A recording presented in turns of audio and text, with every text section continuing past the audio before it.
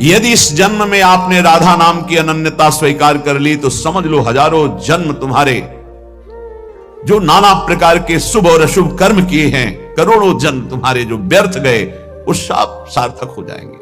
सब अशुभ कर्म शुभ कर्म भस्म हो जाएंगे। शुभ अशुभ दोनों हमारे बंधन कारक हैं। शरण निरापक पद रमित सकल अशुभ शुभ नंश देत सहज निश्चल भगत सु जय जय श्री हरिवंश। राधा हमारे जीवन राधा नाम, जीवन बना लो श्वास श्वास में राधा राधा राधा राधा। हे अमृत है, पियो अब अमृत। करोड़ों साधना इसकी समानता नहीं कर सकती। राधा नामैव कार्यम हनुदिन मिलितम साधना घीस कोटिस। करोड़ों साधनाओं का जो फल है वो राधा नाम जापक को जो फल मिलेगा उसकी समानता नहीं कर सकता। फिर हम कह रहे हैं आपके विश्वास के लिए बार बार कि केवल हम भावुकतावश नहीं कह रहे हैं, नहीं, वेदांत मार्ग के पथिक संन्यास मार्ग का इसका मतलब है सब साधनों का जो सांगोपांग सनातन मर्यादा के अनुसार है उनका अनुष्ठान करते हुए जब लाडली जी की अहेतु की कृपा हुई तब ये प्रसाद जो आपको मिल रहा है ये राधा नाम का प्रसाद है। ये केवल पूरी भावुकतावश नहीं है। आप देख लीजिएगा, आप देख लीजिएगा, खुद देख लीजिएगा, बस आप पकड़ लीजिएगा, हमारी प्रार्थना मान लीजिएगा, एक भेंट दे दीजिएगा कि अपनी श्वास खाली नहीं जाने देंगे। राधा राधा राधा, फिर आप देख लेना हमारे जीवन राधा नाम। जीवन बना लीजिए राधा नाम। कुछ बातें ऐसी हैं ना शब्द है कि उसे बोल सकते हैं और ना बोलने की सामर्थ्य है। बस इतना कहते हैं देख लीजिएगा। आप अगर राधा राधा जपते हैं तो धैर्य पूर्वक रहिएगा, किसी प्रलोभन में ना छोड़िएगा और किसी दुख विपत्ति में मत छोड़िएगा। ये मत सोचिए कि राधा नाम का फल प्रकाशित नहीं हुआ, नहीं, वो ऐसा फल तैयार हो रहा है जिसमें सुधामृत भरा हुआ है। निहाल हो जाओगे, बस पकड़ लीजिए। श्री वृषभानुनंदिनी श्यामा सुमिरि लहो विश्राम हमारे जीवन राधा नाम। बहुत कृपा श्री जी की होती तब राधा नाम में प्रीति होती। बहुत अपार कृपा गुरुजनों की होती है, महादेव जी की हुई तब ये। यदि आपको श्री जी के नाम रटने का स्वभाव बन जाए बस फिर आप देख लेना, ये परम धन है, परम ज्ञान है, परम अमृत है। इसीलिए बार बार कहता हूं ये परम ज्ञान है। उस शुद्ध ज्ञान के मार्ग को महादेव जी की कृपा से, फिर इस प्रेम के मार्ग को हिताचार्य की कृपा से, तब ये जो बात बोल रहे हैं रसिकों की उसको पकड़ो। इसमें अपार सुख, अपार करुणा। खास बात, हम अपराधी जीव हैं, हमसे सैकड़ों अपराध बने, सैकड़ों गलतियां बनी हैं, बन रही हैं, हो सकता है आगे भी बन जाए। हमारी स्वामिनी का एक स्वभाव है, नेक हूं न रिस कहूं भूली हूं न होत सखी रहे तो प्रसन्न सदा ये मुख हास्य है। हरि को कभी कभी रोष आ जाता है, इसको उपदेश किया, इस पर इतनी कृपा की, इसको इतना संभालने की वृत्ति दी, लेकिन फिर ये दुष्टता करता है तो आप तिनकर काल रूप में भ्राता, अब इसको दंड के द्वारा सुधारा जाएगा। शाम दाम और दंड भेद से सीधे रास्ते लाऊं, अब इसको दिखाऊंगा कि कैसे तुझे चलना है। फिर उसे मान अपमान दुख सुख लाभ हान जन्म मृत्यु इससे उठाने के लिए भगवान कठोर विधान करते हैं। लेकिन लाडली सहज स्वभाव पर्यो नवल किशोरी जू को मृदुता दयालुता कृपालुता की राशि है।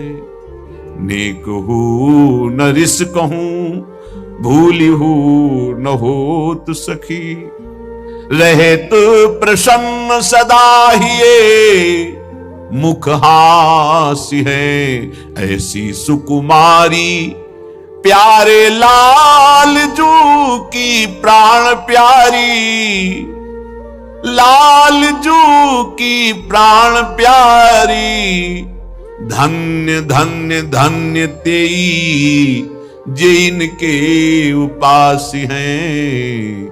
हित ध्रुव और सुख देखियत जहां लगी, सुनियत तहां लगी सबे दुख पास है। नेक हूं न रिश्क वैदग्ध सिंधुर अनुराग रसैक सिंधुर, रस की सिंधु, कृपा की सिंधु, कहीं तनिक भी नाराज नहीं। बोले बड़े गुणवानों पर ऐसा होता होगा, नहीं। अवगुण करे समुद्र सम, वर्तमान में उससे अगर समुद्र की तरह अपराध बन जाए, मेरी अलवेली सरकार महारानी जो नाराज नहीं होती, खास बात है। अवगुण करे समुद्र सम, गनत न अपनो जानी, राई के सम भजन को मानत मेरु समान। राई छोटा दाना थोड़ा भजन कर दे, सेवा कर दे तो लाडली जो मानती है सुमेरु पर्वत की तरह, और समुद्रवत अपराध कर दे तो मानती ही नहीं कि अपराध हो। जब ये नहीं मानती तो लालजू की सामर्थ्य नहीं कि उसके ऊपर दंड विधान कर सके। इसीलिए जो बोला राधा तो अनुलिख्यानंतानपि तदपराधान मधुपतिर महाप्रेमा विस्तप तो परम देयम विमसति तवैकम श्री राधे गृणति नामा मृत रसम महिमना कासीमाम स्पृशति तो दास्यैकम मनसाम। लाडली जब कोई बोला राधा तो महाराज अनंत ब्रह्मांडों के न्यायाधीश स्वामी हैं, तत्काल उसके रजिस्टर को ही हटा देते, आगे लिखेंगे ही नहीं। अगर कहीं वो आपकी चरण दास्ता में लग चुका है तो उसकी महिमा का फिर क्या वर्णन। हमारे जीवन राधा नाम, अखंड भगवत सुमिरन में डूबी हुई ब्रह्मबोध संपन्न महापुरुष पूज्य राधा बाबा, सब वेदांत धूल धूसरित हो गया और अंतिम लीला राधा राधा राधा राधा गीता वाटिका में ही संपूर्ण जीवन राधा नाम में समर्पित कर। ऐसे कितने महान ज्ञानी महात्मा, योगी महात्मा जो संपूर्ण साधनों का सार फल पाया, राधा नाम और जीवन समर्पित कर दिया। हम आप क्या है, हमारे आपके ऊपर तो अहेतुकी कृपा है, कोई साधन नहीं, कोई बल नहीं, कृपा से केवल हम राधा नाम सुन रहे हैं, राधा नाम जप रहे हैं। कीरति कुंवरी जाप बिनु मेरे और न को काम, ललित लड़ेती रंग रंगीली राधा राधा राधा राधा। ललित लड़ेती रंग रंगीली, रटत रहो निशिजाम हमारे जीवन राधा नाम। सर्वस आस बास वृंदावन वृंदावन वृंदावन, सर्वस आस बास वृंदावन, ये मेरी प्यारी को निज धाम। अली किशोरी पिय गोरी को शरण गयो अभिराम। जिसकी जिह्वा से राधा राधा राधा, उसे नित्य किशोरी किशोर का सानिध्य, वृंदावन धाम का चिदानंदमय स्वरूप और उसमें वास ये अवश्य प्राप्त होता है। जिसकी जिह्वा पे राधा नाम, विश्वास कर लीजिए, राधा राधा राधा, मानो आप संपूर्ण माया पर विजय प्राप्त कर लिए। ये ऐसी फिसलन वाली माया है कि बड़े बड़े फिसल जाते हैं, और साधना में फिसल गया फिर साधना का जो प्रकाश होता है वो नहीं होता। लेकिन शरण में है, शरणागत है, राधा राधा उच्चारण कर रहा है, तो फिसल गया भी तो गोद में रहता है। विश्वास कीजिए, फिसल गया भी तो नामे भक्ता प्रणश्यति, उसका पतन या नाश नहीं हो जाएगा। बड़ी कृपा महारानी जो की, अलबेली सरकार की बड़ी कृपा, जो बात समझ में आ जाए। यदि राधा नाम जब चल रहा है तो आप ये समझ लो किसी का साप आपके ऊपर लागू नहीं होगा। दैहिक दैविक भौतिक ताप आपको ताप नहीं पहुंचा सकते। कोई भयानक पाप आपको दंड नहीं दे सकता। शाप ताप रोग शोक दारुण दुख हारी, लाल इष्ट दुष्ट दलन कुंज भवन चारी। कोई भी शाप ताप रोग दुख दोष ये आपको परास्त नहीं कर पाएंगे यदि राधा नाम चल रहा। बिल्कुल सत्य मान लीजिए। बड़े बड़े साधनों का अनुष्ठान करने पर भी चित्त की वो स्थिति नहीं होती जो शरण में आ जाकर राधा राधा पुकारने पे होती है। अहोभाग्य जिनके हृदय में प्यारी जो की शरणागति प्रकट हो गई। ये वृंदावन धाम की कृपा से होती। इसलिए श्रीपाद वृंदावन वृंदावन बार बार मांग रहे हैं, क्योंकि जिनु वृंदावन शरण गही, हरिता की सब पूरी आशा। कल्पतरु कामधेनु चिंतामणि ये वृंदावन धाम है। समस्त आशाओं की पूर्णता एक कृपा कोर में हो जाएगी। आप परेशान मत होइए। हरिता की सब पूरी आशा, अपनायो स्वामिनी सही, अपनायो स्वामिनी सही, जिन वृंदावन शरण गही। शिव ब्रह्मादिक शनकादिक सोरज दुर्लभ। ये जो आप रज में बैठे हैं आपको बहुत सहज लग रहा है। असीम कृपा हुई है तब आप यहां बैठे हैं। नहीं, यहां सोच नहीं सकता कोई वृंदावन वृंदावन, आ नहीं सकता वृंदावन, फिर आप यहां बैठे हैं। निश्चित मेरे लाडली की अपार कृपा आपके ऊपर हुई है। जो रज शिव ब्रह्मादिक शनकादिक ये याचना करते हैं। लाडली जो हमें अपने श्री धाम वृंदावन में आज भी गोपीश्वर बने महादेव जी विराजमान हैं।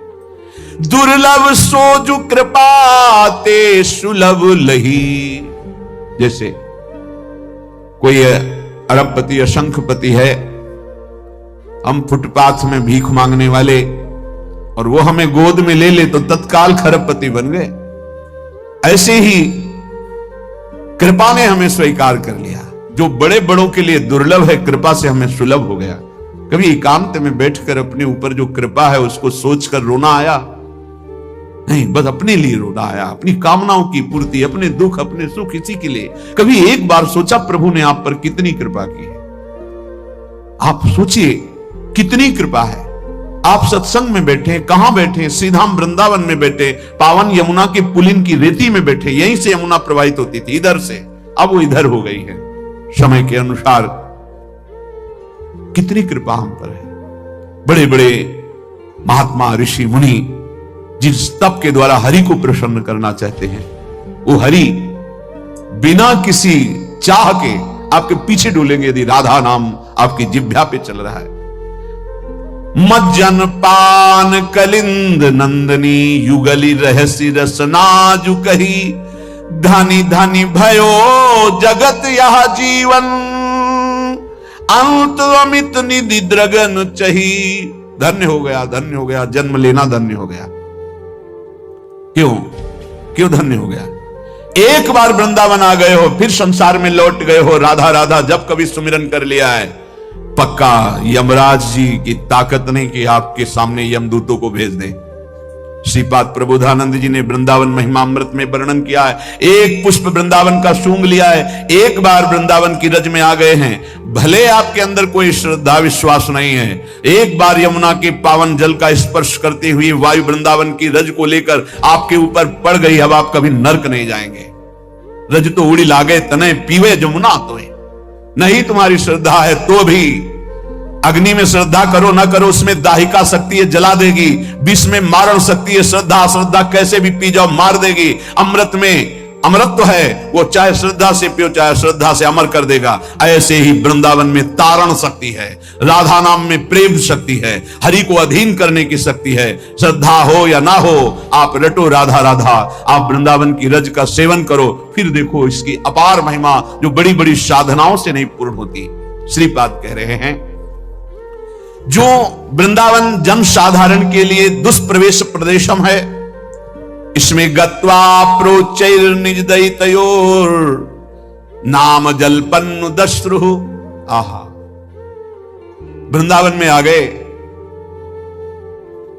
थोड़ा ऐसी जगह एकांत हुई जहां कोई दिखाई नहीं दे रहा, और चिल्ला कर रोए, राधा राधा लाडली श्यामाजू राधा राधा। गत्वा प्रोचैर निज दैत योर नाम जलपन्नु दश्रु। अश्रु प्रवाह करते हुए एकांत देश में चिल्ला चिल्ला के, भूरी सखी जी ऐसा ही करती थी। यमुना में के उस प्रांत में जहां कोई स्नान आदि करने नहीं जाते थे, वहां बैठ जाती, चिल्ला चिल्ला के रोती, लाडली। ये प्रेम की पीर उनकी पूरे हृदय की बातें हैं, उसमें रो रो करके प्रियाजू से प्रार्थना करते हैं। अत्यंतात्याम विकल विकलो दिव्य मूर्त्या कयापि। आहा, उच्च स्वर से राधा राधा राधा ऐसा कह के अश्रु बहा रहा है, और इतनी आनंद प्रेम की विकलता हुई कि वो विह्वल होकर लौट रहा है रज में। तो क्या हुआ, जब विकल विकलो तो दिव्य मूर्ता कयापि श्रीश्वर्याज्ञा कर मृग दिशा वाक्य सुधा स्वास्थिता श्याम। उठ, तू क्यों विकल होके रो रहा है? दिव्य सौंदर्य की सीमा लाडली जो प्रकट हो गई, जो श्री हरि की ईश्वरी हैं, वृंदावनाधीश्वरी, वो दिव्य स्वरूप मृगनयनी श्री राधा प्रकट हो गई। दिव्या मूर्त्या कयापि श्री स्वर्याज्ञा कर मृग दृशा वाक्य सुधा। उठ, क्यों विकल हो रहा है?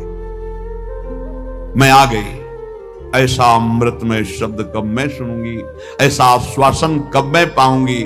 श्रीपाद प्रार्थना कर रहे, ऐसा हो कि वृंदावन जो सबके लिए दुष्प्रवेश है, श्री जी की कृपा से यहां आना हो, और यहां एकांत में जाकर राधा राधा पुकार कर रोना हो। ऐसी विकलता आ जाए कि रज में लौटूं और पुकारूं, इतने में देखा कि श्री जी आ गए, और वो कह रही है, उठ देख मैं आ गई, क्यों तू विकल हो रहा है? क्या कभी ऐसा मेरे साथ होगा?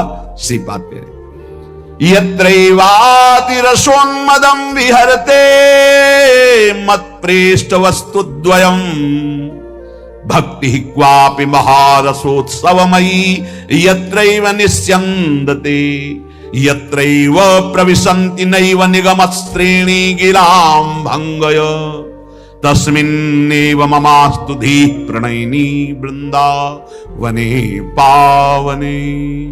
अद्भुत महिमा, जहां की रज लगाने से, जहां रसिकों का संग करने से युगल सरकार की प्रेम उन्मत्तता प्रकाशित होती है।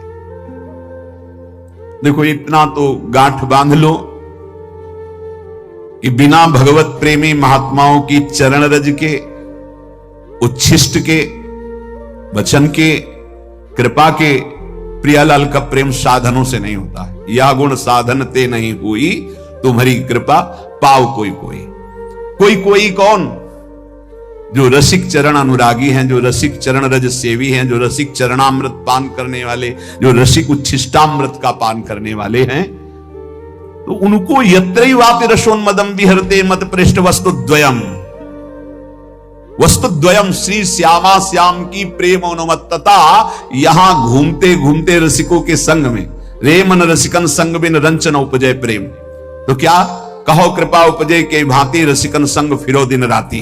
क्या होगा? तो बोले विहरते मत पृष्ठ वस्तुद्वयम्, उनका संग करके इस वृंदावन में विहरते अचानक एक दिन घटना घटेगी और प्रिया प्रीतम के दर्शन हो जाएंगे, पक्का।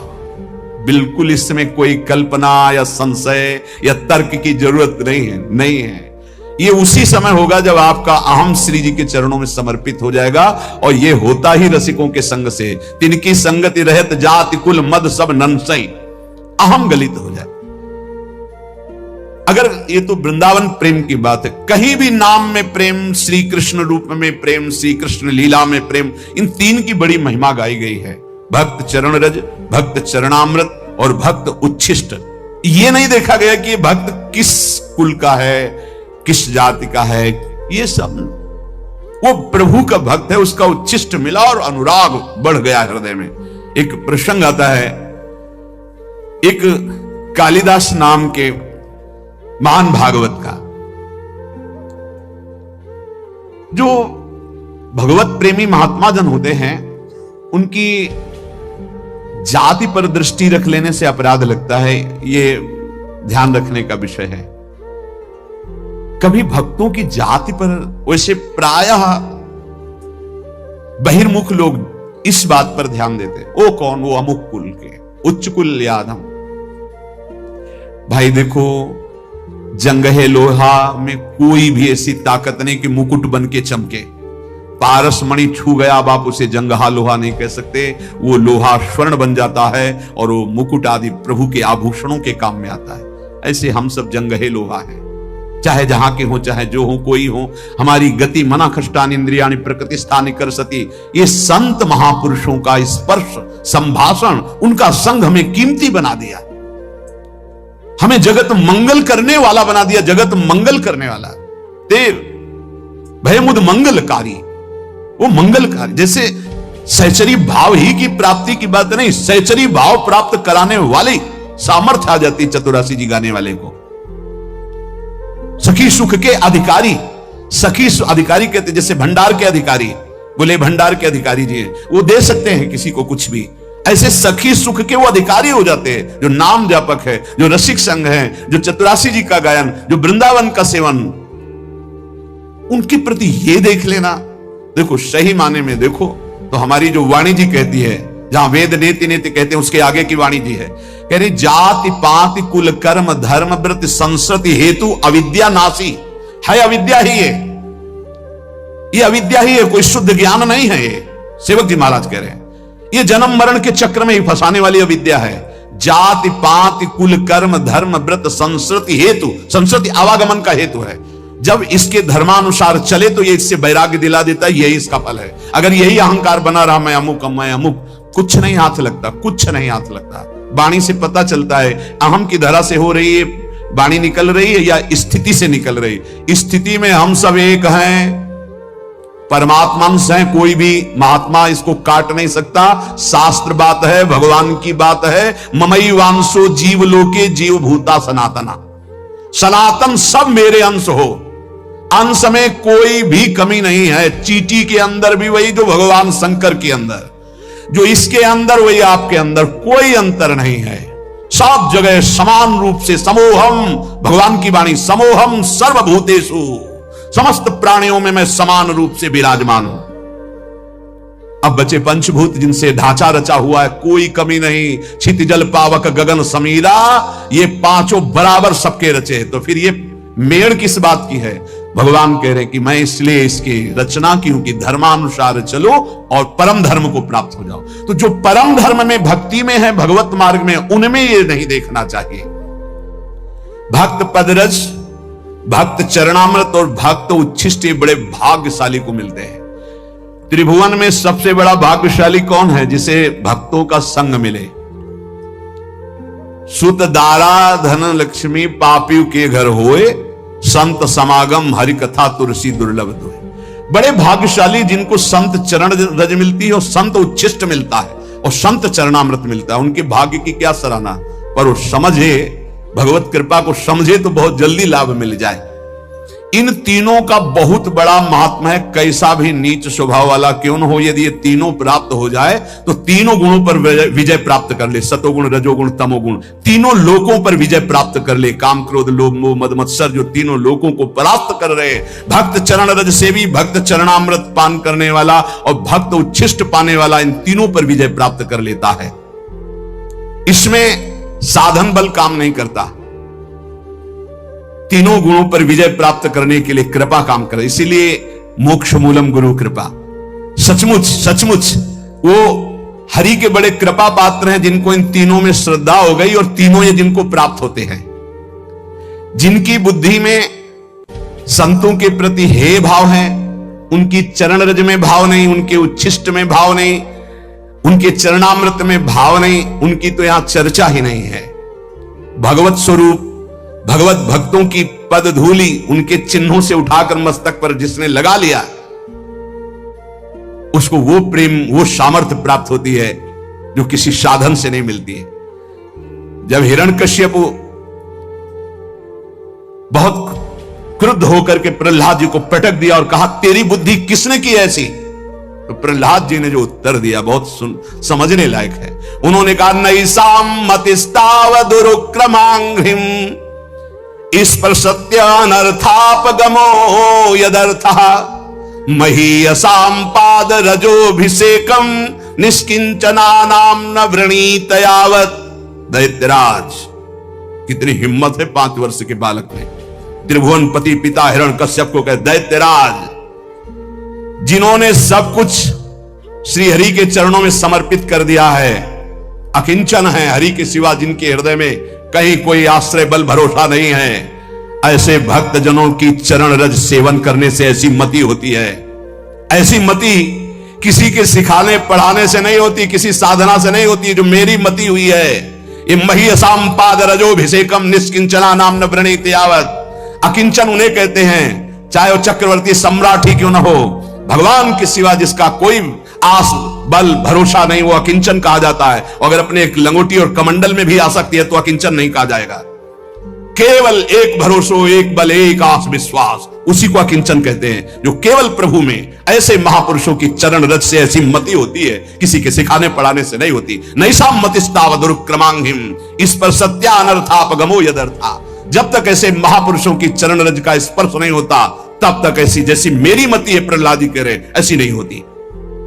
तो जो भगवत स्वरूप समझ करके भक्तों की पदधूलि को अपने शरीर पर लगाता है, ये बड़े सौभाग्य का विषय होता है। ये वृंदावन सब भक्तों की चरण धूलि है। अनंत भक्त हो गए, गोपी जनों से लेकर सब बड़े भाग्यशाली हैं जो रज का सेवन करते हैं। और जो भक्त का चरणामृत पीते हैं, कहां ढूंढोगे भक्त का चरणामृत? राधा कुंड, मानसी गंगा, मान सरोवर, ये सब भक्तों के अवगाहन किए हुए कुंड हैं, बहुत सनातन से हैं। इनका आचमन मतलब लाखों भक्तों का चरणामृत। इनकी समानता कोई भी तीर्थ नहीं कर सकता। मानसी गंगा, राधा कुंड, मानसरोवर, अप्सरा कुंड, उद्धव कुंड, जो हमारे ब्रजमंडल के कुंड है, इनकी समानता। बड़े बड़े महाभागवत प्रियालाल के प्रेम में डूबे हुए अवगाहन करते हैं। और वो चरणामृत पान रख लो, 2 बूंद ले लो, 2 बूंद ले लो। राधा कुंड का जल, मानसरोवर, ये सब संत चरण अमृत है, पक्का समझ लो। और उच्छिष्टामृत कहां से लें? रोज भक्त की जूठन किसी महान सौभाग्यशाली को मिलती है, ऐसे थोड़ी मिलती। तो ये जो राधा राधा बोल रहे ना, ये उच्छिष्टामृत है। जीवन में जो स्वाद लिया वही बोल रहे, यही है। ये भक्तों के द्वारा स्वाद लिया हुआ है, इसका पान करो। वो उच्छिष्ट तो कहां सबको थोड़ी मिल रहा है, कभी ऐसा। ये उच्छिष्ट सबको मिल रहा है, उस उच्छिष्ट का फल है। इस उच्छिष्ट में रति हो जाए, अगर इसमें नहीं हुई तो क्या फायदा है? फायदा क्या? महाप्रसाद, भगवन नाम, वैष्णवों में भगवत भाव, श्री विग्रह में साक्षात भगवान का स्वरूप, चरणामृत में भाव। ये पहचान है कि आखिरी जन्म है इसका। जिसके हृदय में इसकी श्रद्धा हो जाए, भक्तों में भगवत भाव, चरणामृत में श्रद्धा, उच्छिष्ट में श्रद्धा, चरण रज में श्रद्धा और श्री विग्रह में साक्षात मेरे प्रभु है, तो पहचान है कि उसका हृदय अब अंतिम जन्म की तरफ जा रहा है, उसका जन्म नहीं होगा। जिसको इस पर विश्वास है। महापुरुषों को पहचानना बड़ा कठिन है। कह रहे दूध पीने वाले बनावटी मजनू तो लाखों मिलेंगे, लेकिन असली मजनू जो कटोरा भर खून दे सके वो तो बिरला ही होता है। यहां भाव ये कि एक बार लैला ने सुना कि मजनू हमारे प्रेम में बावरा ना खा रहा है ना पी रहा है, तो वो तो बहुत ऐश्वर्य संपन्न घर की थी, तो उन्होंने पूरी बाजार में ऐलान करवा दिया, मजनू जो भी खाए पिए उसको जो बाजार में पाए हमारे पास आवे, सारा हिसाब हम देंगे। ये ऐलान जब सुना तो लाखों मजनू तैयार हो गए। कोई जलेबी पा रहा है, कोई दही पा रहा है, तो हर दुकान से हजारों लाखों का बिल, और ऐसे सैकड़ों दुकानों से वो तो आदेश कर दिया था सबका हिसाब हो जाता। एक दिन प्रार्थना की खजांची ने की, करोड़ों रुपया जा रहे हैं महीने में मजनू की सेवा में। तो उन्होंने कहा मजनू और करोड़ों रुपया, अरे वो विरह में कुछ खा ही नहीं सकता तो कैसे करोड़ों रुपया। बोले लाखों मजनू तैयार हो गए हैं, ठीक है, असली मजनू की पहचान कल हो जाएगी। बोलो लैला मिलना चाहती है मजनू से अमुक मंच पर। अब तो जो देख भी नहीं पाते थे वो भी जो मजनू बने हुए रबड़ी रसगुल्ला वाले मजनू थे वो सब आ गए।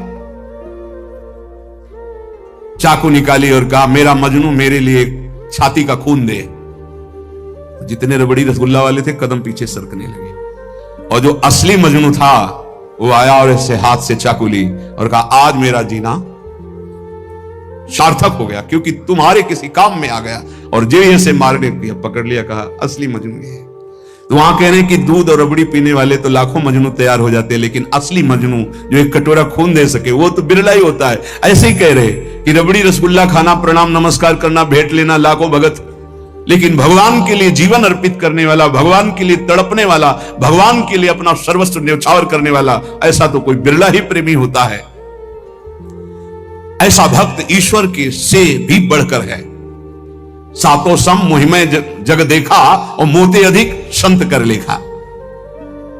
एक भक्त प्रवर कालिदास जी हुए हैं जो इसी कोटि के महापुरुष थे। अद्वितीय भक्त निष्ठा उनकी थी। भगवत निष्ठा अद्वितीय उसी की मानी जाती है जो भक्त निष्ठा होती है। भक्त निष्ठा वाला भगवान निष्ठ जरूर होगा और भगवान निष्ठा वाला भक्त निष्ठ जरूर होगा। कालिदास जी श्री रघुनाथ दास गोस्वामी के गांव से 1.5 कोस दूर रहते थे, उसी कुल के थे और ठीक वैसे ही भक्ति थी जैसे पूज्य रघुनाथ दास गोस्वामी की। भगवान नाम में इनकी इतनी निष्ठा थी कालिदास जी की, उठते बैठते सोते जागते खेलते हंसते बात करते हर समय इनकी जिह्वा पे नाम चलता रहता। अगर ये कुछ बोलते तो पहले नाम बोलते फिर चर्चा करते। देखो प्रायः सत्संग में कहा है कि अगर आप नाम जापक उपासक हो तो चिंता मत करो, पर आपको जब बात करनी तो पहले धीरे से बोलो राधा, फिर बात करो, बीच में फिर बोलो राधा, फिर जब बात का विश्राम करो राधा। अगर इतनी सावधानी रखोगे तो पूरी बात जो आपने की वो भजन हो जाएगा आपका। कोई कार्य प्रारंभ करें राधा, कार्य के बीच में बोलो राधा राधा, कार्य के समापन में बोलो राधा, और वो कार्य समर्पित, वो भगवत प्राप्ति करा देगा। आप बात को पकड़िए। वो किसी बात को बोलने के पहले नाम बोलते थे। वो भगवत नाम के बिना तो बोल ही नहीं सकते थे, पहले बोलते थे राधा। ये भक्ति की पहचान है। विभीषण जी जब उठे तो राम राम राम, हनुमान जी ने राम नाम ते सुमिरन कीन्हा, हृदय हरसी कपि सज्जन चीन्हा, ये संहट करी हो पहचानी साधु ते होए लका। ये संत है क्योंकि सो के एकदम उठते हुए बोला राम राम, ये भक्त का लक्षण है। ऐसा सबको करना चाहिए। नींद खुले तो पहले भगवान नाम उच्चारण करते हुए ही पृथ्वी को प्रणाम करके पैर रखना चाहिए। अद्भुत नाम निष्ठा थी कालिदास जी की। बिना नाम के वो बात ही नहीं करते थे, पहले नाम उच्चारण। और ये नाम उच्चारण, नाम में प्रीति कहां से प्राप्त हुई, बहुत सूक्ष्म बात है। इनकी भक्तों में बहुत बड़ी प्रीति थी, इसी से इनको नाम में इतनी प्रीति हुई। अब आजकल कोई बिरला ही ऐसा होता है जिसको किसी भक्त की प्रशंसा सुन के ईर्ष्या ना होती हो। जबकि हमारी भक्ति का स्वरूप यह है कि किसी को सुने कि वो नाम जप कर रहा है, उसका बड़ा यश हो रहा है, वो ऐसा है, तो हमारे अंदर लालसा होनी चाहिए कि इनकी चरण रज माथे पे लगाएं, कभी इनका जूठन मिल जाए, कभी इनका चरणामृत मिल जाए। ये भक्तों की बात थी। हमारे अंदर क्या होता है, अहम प्रदान होता है तो लगता है क्या है, इतना हुआ, क्या हुआ, वो उससे मात्सर्य और ईर्ष्या प्रकट हो जाती है। ये भगवत विरोधी वार्ता है। अंदर ये बात नहीं आनी चाहिए। जहां वो सुनते कि अमुक जगह भक्त बहुत नाम जापक हैं, तो बहुत धनी थे, पर साधारण वेश में छुप करके जाते कि बिल्कुल ऐसे दीन गरीब बन करके, और उनकी सेवा करते। भक्तों को अच्छे अच्छे पदार्थ खिलाने में उन्हें परमानंद का अनुभव प्राप्त होता। और ऐसा सिद्धांत भी है कि जैसे गर्भवती मां को भोजन पवाओ तो बच्चे को अपने आप पहुंच जाता है, ऐसे हृदय में हृदयस्थ विराजमान भक्तों के प्रभु हैं, तो भक्तों को पवाओ तो प्रभु का अपने आप भोग लग जाता है। भक्तों के मुख से प्रभु बहुत आनंद पूर्वक पाते हैं। भक्तों को जब श्रद्धा पूर्वक सुस्वाद प्रसाद पवाया जाता है तो उसके स्वाद का अनुभव स्वयं भगवान श्री कृष्ण करते हैं, भक्तों को जब पवाया जाता है। भगवान को अपने भोग लगाने से इतनी प्रसन्नता नहीं होती जितना संतों के भोग लगाने से होती। इसी बात को एक भक्त ने पकड़ लिया और संतों को पवाना शुरू किया श्रद्धा से। अब उनके पास एक सीमित अर्थव्यवस्था थी। अगर संतों को पता है कि बहुत श्रद्धा पूर्वक यहां प्रसाद पवाया जाता है तो वो बिना बुलाए भी कृपा करके आने लगते हैं। वहां खूब संतों का आगमन होता और बनवा के पवाते। धीरे धीरे संपत्ति राधे श्याम अष्ट धातु के ठाकुर जी थे, तो ठाकुर जी की जितनी सेवा पात्र थे स्वर्ण चांदी के जो थे सब बेचकर संत को पवा दिया। ठाकुर जी से कहा कल अगर संत आए व्यवस्था नहीं हुई तो सरकार आपको बाजार में ले जाएंगे, हम वो आपको बेच देंगे, क्योंकि संत भूखे नहीं जाएंगे, वापस ही रह गए हमारी संपत्ति। भगवान ने कहा कि हमारे संबंध से तो संतों को बस आप संतों के पाने से प्रसन्न होते हैं, ये मैंने सुना है। आप अपने भोग लगाने से उतना प्रसन्न नहीं होते, तो अब कल संत आएंगे, अगर उनके भोग की व्यवस्था नहीं हुई तो तैयार रहना, हम आपको बाजार में बेच देंगे। भगवान हंस दिए और कहा जो संतों की सेवा करता है उसके यहां ऐश्वर्य की कमी नहीं रहती।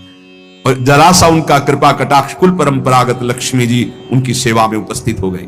तो जो श्रद्धा पूर्वक भक्तों को सुस्वादु पदार्थ प्रसाद पवाते हैं, भगवान भक्तों की जिह्वा से पान करते हैं। भगवान को स्वयं भोग लगाने से इतनी प्रसन्नता नहीं होती जितना संत और भक्तों को पवाने से होती है। भक्तों को खिलाकर और उनका किसी भी तरह से उच्छिष्ट पाना, ये इनका स्वभाव था कालिदास जी का, इसीलिए इनके निरंतर नाम चलता था। अब जैसे कोई भक्त उच्छिष्ट देने के लिए तैयार नहीं होते, वो तो बड़े कृपा करते हैं तब उच्छिष्ट देते हैं, तो वो सावधानी रखते थे। कहीं भी तो पात्र धो के फेंकेंगे, वहां से जल ले लेना, अगर चूक हो गई तो पात्र में से हाथ करके बस कर लेना, वो अपने पात्र लेके गए चाट लेना। उच्छिष्ट का भाव, निरंतर नाम जापक भक्त चरणामृत भक्त पद धूलि तो लगाते ही और उच्छिष्ट पाने के लिए भक्त सेवा करते। इनका और बड़े बड़े महापुरुषों का कथन है कि योग से, यज्ञ से, तप से, पाठ से, अध्ययन से और साधनाभ्यास से प्रेम प्रकट नहीं होता, वो प्रेम प्रकट होता ही है भक्त चरण रज, भक्त चरणामृत, भक्त उच्छिष्ट से। अब इनको पता चला कि एक झा नाम के चतुर्वर्ण के भक्त हैं जो एकांत में रहते हो, खूब नाम जप करते हैं। पति पत्नी दोनों नाम कीर्तन करते हैं और गांव में सेवा करके एक एक रोटी जो मिलती उससे अपना, अब इनको लालच लगा। ये प्रभु से प्रार्थना की कि ऐसे भक्त का उच्छिष्ट प्रभु कैसे मिले, हमें उपाय बताओ, क्योंकि हम जाएंगे तो वो तत्काल सम्मान प्रदर्शित करेंगे और सम्मान प्रदर्शित करेंगे तो उच्छिष्ट नहीं मिल पाएगा उनका। भगवान से प्रार्थना की, तत्काल युक्ति आई साधारण वेश में, और उस समय आम का समय था तो बड़े बड़े आम लेकर के घर गए। प्रतिष्ठित कुलोद्भूत कालिदास को देखकर अपनी टूटी फूटी झोपड़ी में वो दंपत्ति तो आश्चर्यचकित हो गए, हाथ जोड़कर कांपते हुए कि भगवान आपके लायक हमारे घर में बैठने योग्य जगह भी नहीं है। हाथ जोड़कर अभ्यर्थना करने लगे। तो उनका नहीं, इसकी जरूरत नहीं है, हम तो बस आपसे ऐसे मिलने बात करने आए हैं। एक फटा सा बोरा पड़ा था, उसी में कालिदास जो महान भागवत वो बैठ गए। वो हाथ जोड़े, प्रभु आप यहां, ये स्थान आपके बैठने लायक भी नहीं। और झा भक्त उनको कहते थे आपने बड़ी कृपा की, आप यहां आए, लेकिन ये आपके योग्य नहीं, आप इतने महान, मैं इतना नीच। आप जैसे श्रेष्ठ पुरुष यदि हम जैसे नीचों के यहां आएंगे तो आपका उपहास होगा। प्रभु आपको पता नहीं मैं नीच हूं, धनहीन हूं, प्रभु आपको यहां बैठना ठीक नहीं, कोई देख लेगा तो आपकी निंदा करेगा। कालिदास जी ने कहा कि आपको पता है आपके शुभ दर्शनों से हमें श्री कृष्ण का दर्शन प्राप्त हो रहा है, देखिएगा। और आज मैं आपको उस भाव से देख रहा हूं कि त्रिभुवन में आप जैसा कोई सत्कार पाने योग्य नहीं है, जिसकी जिह्वा पे भगवान नाम और इतनी दैन्यता। अहोबत सुपचतो गरीयान यद जिह्वा के वर्तते नाम तुभ्यम।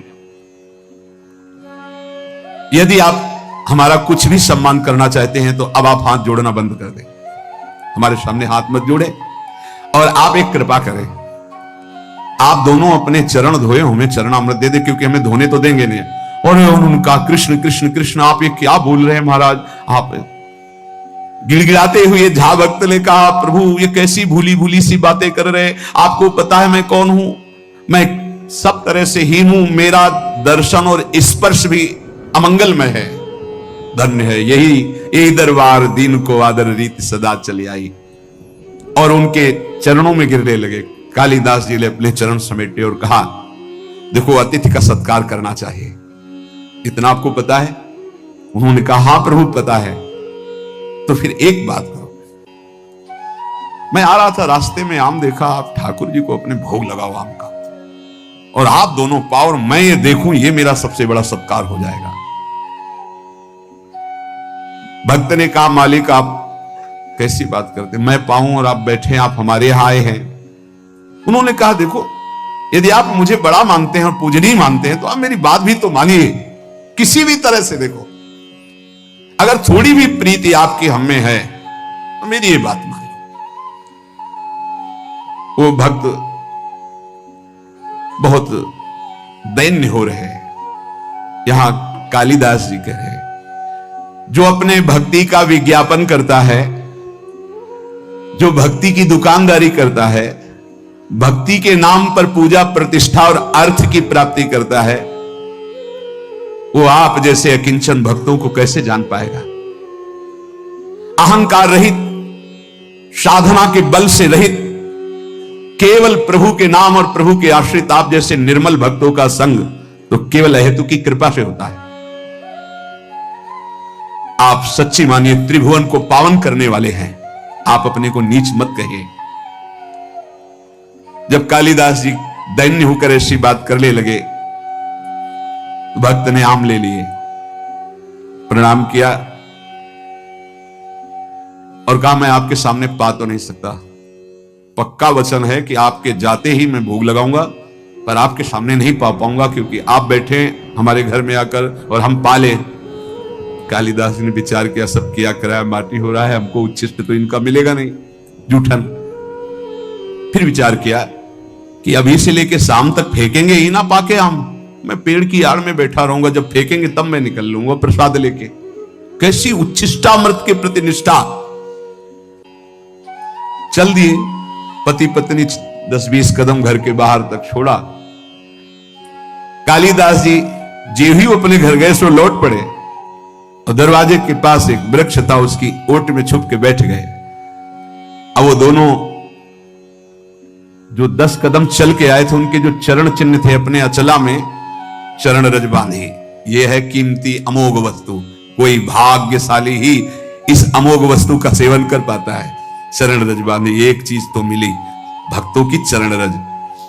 संपूर्ण धूल उठाकर फिर अपने शरीर पे लगाई। अब वो अपनी पत्नी से बात कर रहे हैं कि देखो इतने महाभागवत कालिदास जी अमनिया लाए हैं आम का, चलो ठाकुर जी को भोग लगाओ, प्रसाद पाओ, उनकी आज्ञा का पालन करो। ये श्री कृष्ण प्रेम की प्राप्ति कराएंगे आम, क्योंकि इतने बड़े महाभागवत चल कर लाए हैं। पति की आज्ञा हुई, पत्नी ने आम को उठाया, अमनिया किया धो करके और ठाकुर जी को भोग लगाया।